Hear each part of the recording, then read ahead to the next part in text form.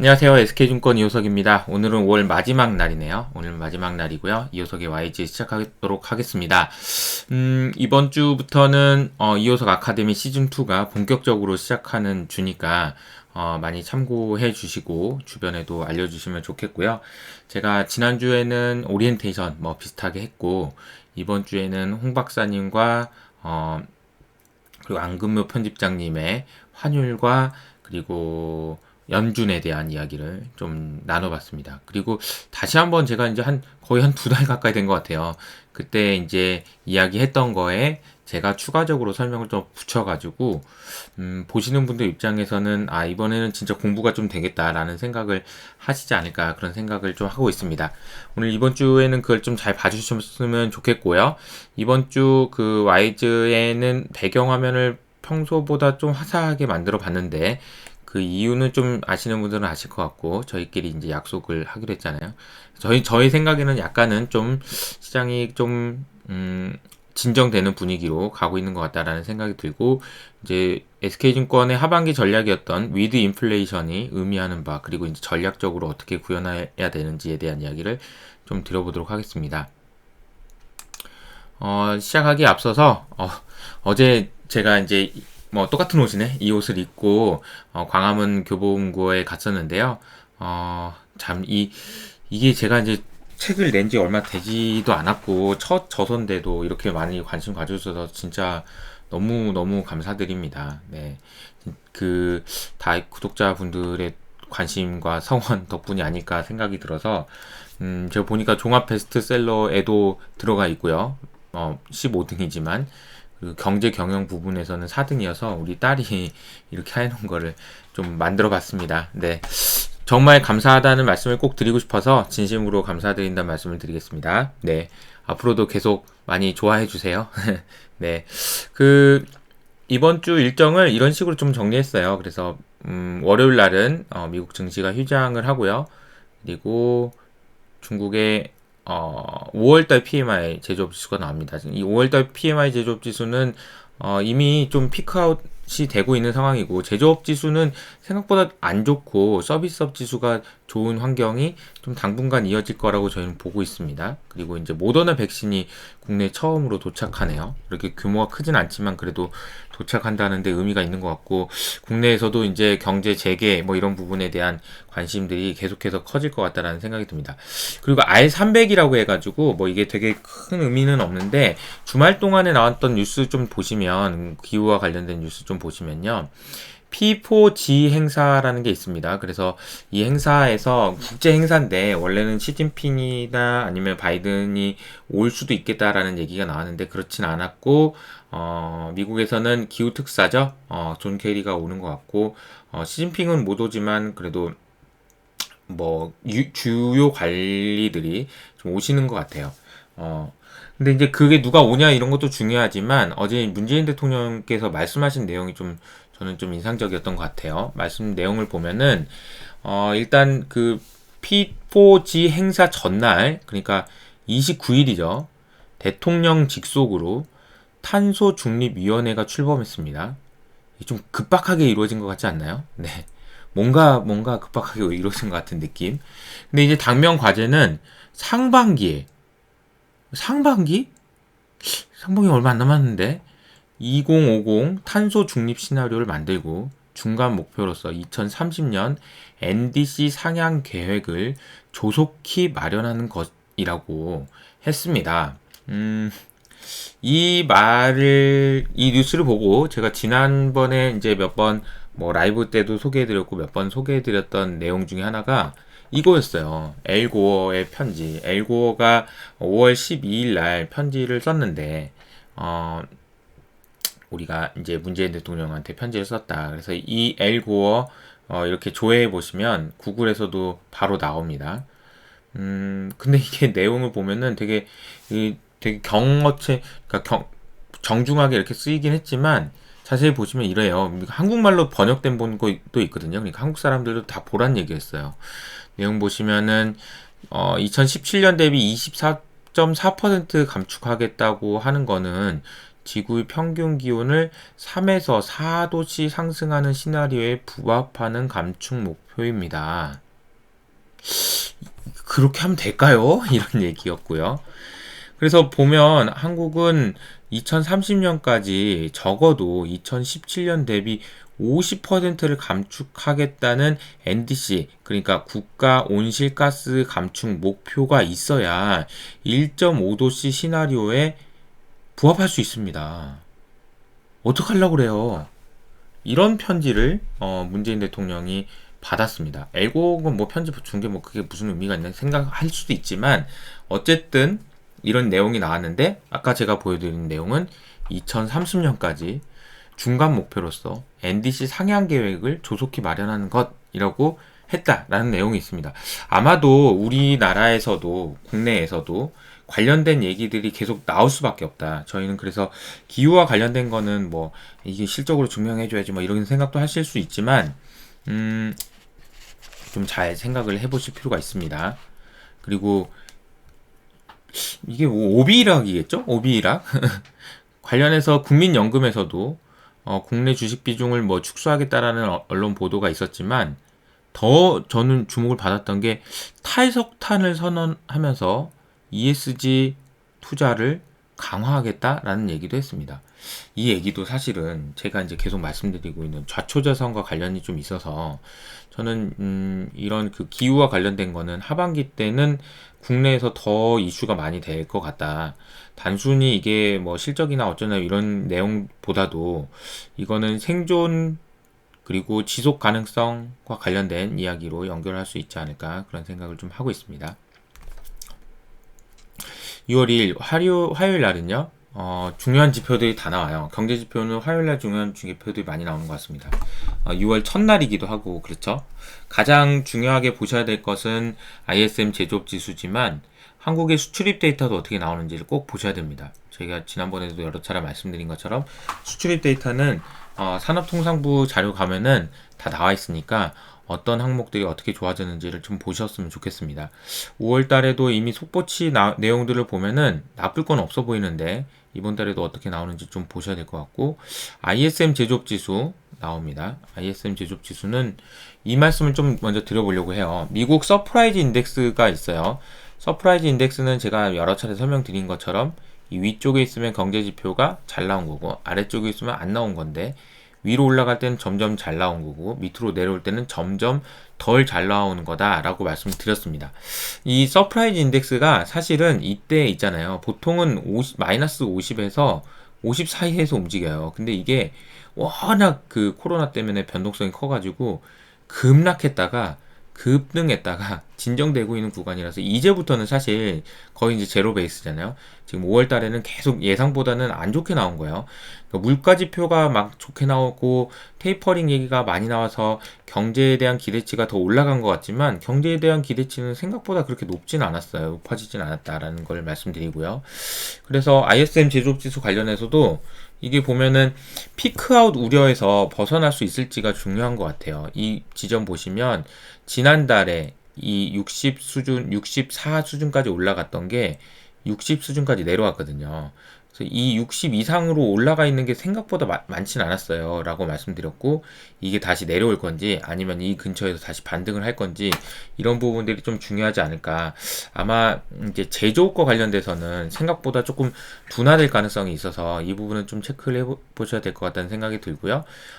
중국에서도 똑같이 제조업 지수가 발표됩니다. 그리고 오펙 회의가 있는데, 근데 이건 좀 잘 보이진 않는데, 유가가요, 최근에 이제 이란과 관련된 얘기가 나올 때 이렇게 빠졌다가 다시 또 올라가고 있거든요. 그래서 지금 이 유가 관련돼서 이제 이벤트, 중요한 이벤트인데, 오펙 플러스 회의에서 감산을 얼마나 결정하는지, 그런 부분이 좀 중요할 것 같고, 이번 달 월중에 이제 이란의 대통령 선거도 있더라고요. 그래서 이런 거 관련돼서 지정학 리스크가 어떤 식으로 영향을 주는지, 이게 이제 유가와 관련돼서는 좀 중요할 것 같습니다. 저희 이제 기본적인 시나리오는, 제가 이 그림을 좀 보여드리면서 설명을 드려볼게요. 자, 잠깐만요.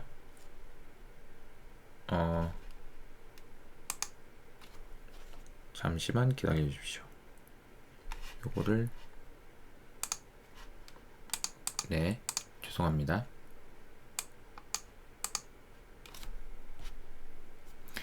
이게 이제 그 론리 스크린이라는 건데 이게 뭐 잘 안 될 때가 있어요.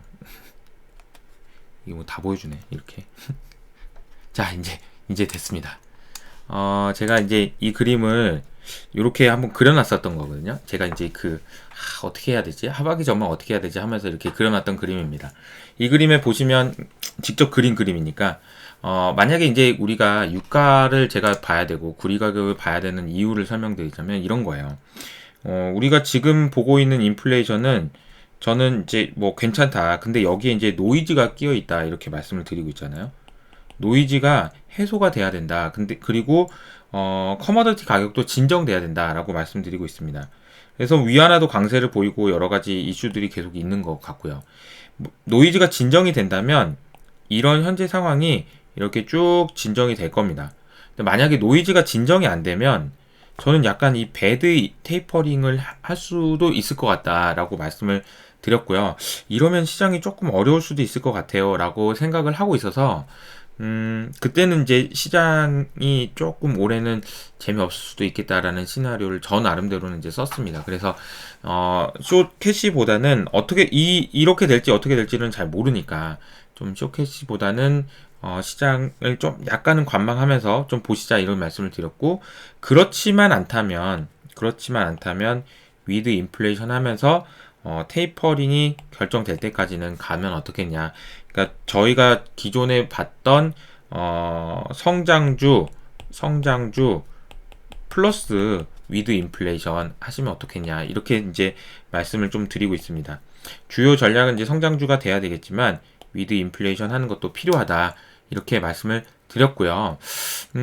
그 과정에서 되게 중요한 노이즈가 해소될 거냐, 그리고 이제 인플레이션이 통제 가능한 수준에서 머물 거냐라는 것을 보여주기 위해서 되게 중요하다라고 생각하는 거는 여러 가지가 있지만 그 중에 이제 대표적인 게 유가가 될 거고요. 그리고 구리 가격 등이 될 겁니다. 이런 부분들을 좀 체크를 하실 필요가 있겠다라는 생각이 들어서 이걸 좀 설명을 드렸고요. 카톡이 오네요. 네, 방송사고가 오늘 좀 많이 나고 있습니다. 네. 자, 그 다음 페이지 볼게요.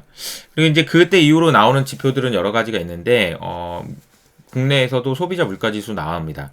이게 이제 지난주 금요일 날 미국에서 고용지표, 그러니까, 물가지표 나왔는데, 금리가 안정되는 모습을 보였고요. 국내에서도 금통이 끝나고 나서 사실은, 야, 이게 뭐지? 생각보다 센데? 이런 생각을 하실 수가 있는데, 그래도 금리는 그렇게 많이 오르지 않았거든요. 그래서 물가지표 오르고 나서, 나오고 나서, 금리가 어떻게 움직이는지 체크를 해보시면 좋겠고요. 그리고 나서 이제, 문재인 대통령이 4대 그룹 총수 오찬을 하네요. 이거 보통 보면은 이게 이런 얘기가 나오면은 관련된 뉴스들이 나오니까 그냥 한번 체크만 해보셔라. 대신에 이제 4대 그룹 총수가 JY는 지금 이제 참석 못 하시겠지만, 대체로 젊어지셨고, 굉장히 좀 지금 주주들에게 친화적인 모습을 보여주려고 노력을 많이 하시는 것 같다라는 생각이 들고요. 자, 그 다음에 6월 3일 날은 ADP 고용이 있습니다. ADP 고용지수 발표되고, 고용지표가 제일 중요하겠죠. 고용지표가 제일 중요합니다. 이제 투자자들이, 애널리스트들도 지난달에는 전망을 100만 명 넘어갈 거다. 그리고 200만 명이 넘을 거다라는 전망까지 있었어요. 지난달에는. 근데 실제로 26만 명이 나왔으니까 굉장히 민망했었죠. 그리고 이건 어떻게 해석해야 되나, 이게 굉장히 이슈들이 많았는데, 이번 달에는 65만 명인 것 같아요. 전망치가. 이거를 만족시킬지 여부는 지금 65만 명 여기 정도 수준이고요. 전망치가 이렇게 돼 있는데, 얼마나 잘 맞힐지는 잘 모르겠습니다. 근데, 최근에 발표한 사람들을 보면은 전망치들이 조금씩 올라오고 있는 모습을 보이고 있어서 이 사람이 제일 잘한 사람인가 봐요. JH 이분이. 그래서 어떻게 되는지 한번 좀 지켜봐야 될 것 같고, 저는 개인적으로는 고용지표는 이번 달에는 잘 나오지 않을까 싶습니다. 그래서 긍정적으로 시장에 영향을 줄 수도 있을 것 같다라는 생각을 좀 하고 있고요.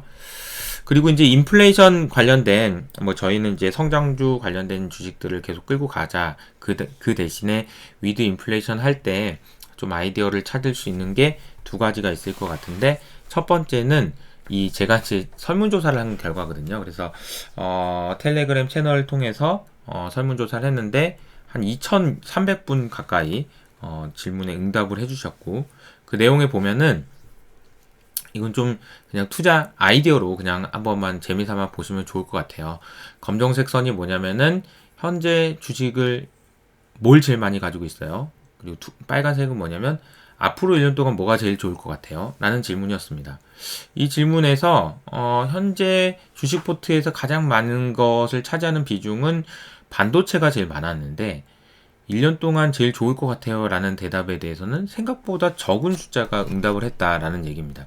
이게 이제 심리적으로 뭐냐면, 내가 들고는 있는데 별로 좋을 것 같진 않아, 이런 생각을 가지고 계신 분들이 많다라는 겁니다. 반대로 이건 뭐 어떻게 해석하기에 따라서 좀 다르긴 한데, 저는 이제 이런 식으로 접근해 보면 어떨까. 즉 이제 내수, 산업재, 소재와 관련된 주식 섹터들에서 예를 들어서 이런 거죠.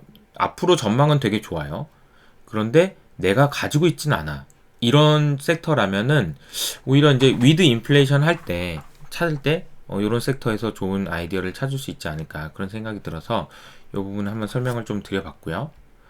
그리고 이제 또 하나가 이제 위안화인데요. 이제 위안화가 이제 주간 단위로 여기 보시면 굉장히 큰 폭으로 강세를 보였어요. 위안화 강세를 보였다는 얘기는 달러가 상대적으로 약세를 보였다는 얘기이기도 하고, 그리고 국내 원화보다도 훨씬 더 강세를 보이고 있는 것 같습니다. 그러니까 위안화 강세를 놓고 여러 가지 해석들이 있어요. 뭐 추세적인 뭐 달러 약세일 수도 있는 거 아니냐, 그리고 이제 커머더티 가격을 진정시키기 위한 노력 아니냐, 뭐 등등 여러 가지 해석들이 있는데, 나쁠 건 없습니다. 위안화 강세가 우리나라 시장에는 나쁠 건 없고, 그리고 특히나 이제 앞서 말씀드렸던 이 관련된 위드 인플레이션 관련된 것을 투자하시기에도 나쁘지는 않은 것 같아요. 그래서 그 부분을 좀 일정을 체크해 보시면 좋을 것 같습니다. 6월 달에 주요 일정도 한번 잠깐만 보면요. ECB 회의, FOMC 회의가 있고요. FOMC 회의가 6월 중순에 있습니다. 그리고 G7 확대 정상회의에 우리나라도 참석한다. 그리고 이란의 대통령 선거는 앞서 말씀드린 대로 유가와 관련돼서 보시기에 중요한 포인트가 될 것 같고요. 이번 주가 될 거라는 얘기들이 있는데, 미국의 4대 핵심 품목, 그러니까 미국 바이든 정부가 반도체, 배터리, 히토류, 바이오 의약품에 대해서 공급망 조사 결과를 조만간 발표할 것 같아요. 언제 결정될지는 일정이 정해진 건 없습니다. 그렇지만 여기에서 중국이 어떻게 들어가냐 빠지냐 뭐 이런 부분들이 이슈가 좀 될 것 같다라는 생각입니다. 정기 변경은 뭐 6월 11일 날 있고요. 그래서 품목 관련된 얘기들을 좀 했습니다. 이번 주는 뭐 여러 가지 이제 불확실성들이 있고, 아까 제가 그림으로 보여드렸던 것처럼 과연 인플레이션이 진정이 될 거냐라는 부분들에 대한 설명, 그죠? 이 부분에 대한 설명을 드렸는데, 이제 결국은 여기서 이제 노이즈가, 유가도 말씀드렸지만 차량용 반도체가 어떻게 되느냐, 이런 것도 굉장히 좀 중요한 포인트가 될 것 같아요. 이제 저희가 개인적으로 이래저래 확인해 본 결과에 의하면 차량용 반도체는 어느 정도는 조금 해소 국면으로 진입하는 것 같다라는 의견들이 좀 있는 것 같아서 참고를 해주시면 좋을 것 같고, 이런 전략으로 한번 좀 고민을, 이제 뭐 이게 맞고 틀리고를 떠나서 이런 전략으로 고민의 틀을 한번 생각해 보시는 건 어떨까, 그런 생각이 좀 들었고요. 오늘은 짧게 이것으로 마치도록 하겠습니다. 이번 한 주 동안 또 건강하시고 성공 투자하시고 또 이호소 아카데미에서 또 만나 뵙도록 하겠습니다. 감사합니다.